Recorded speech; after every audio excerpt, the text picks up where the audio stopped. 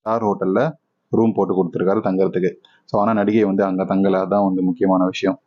So தனக்கு ஒதுக்கப்பட்டு இருக்கக்கூடிய அந்த அறையை விட்டுட்டு எப்போவுமே வந்து முன்னணி நடிகர் ஒருத்தர், அந்த கார் நடிகர், அந்த படத்தில் ஷூட்டிங்கில் இருந்தார் இல்லையா, அந்த கமிட் ஆயிருக்கார் இல்லையா, அந்த அவருடைய பங்களா வந்து இருக்கு பக்கத்தில். அந்த பங்களாவில் தான் எப்பவுமே தங்குறாராம். 38 நாளில் 30 நாள் அந்த பங்களாவில் தங்கி இருக்கிறாரு. ஸோ அந்த பங்களாவும் வந்து படப்பிடிப்புக்கு பக்கத்திலே இருக்கிறதால இவங்க 2 பேருக்குமே வசதியாக போச்சு. சீக்கிரமாக ஷூட்டிங்லாம் முடிச்சுட்டு 6 மணிக்கெல்லாம் வண்டியை வந்து பங்களாக்குள்ளே விட்டுறாரு.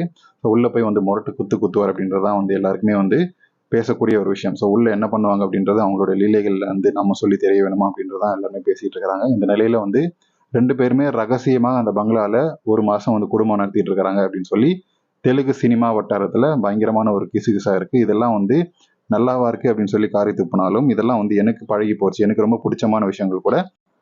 ஸோ எனக்கு வந்து திரையுலகில் இன்னும் மறுபடியும் ஒரு செகண்ட் ரவுண்ட் வரணும் அப்படின்றதுக்காக இவரை வந்து அட்ஜஸ்ட் பண்ணிக்கிட்டா எல்லாமே வந்து நடக்கும்.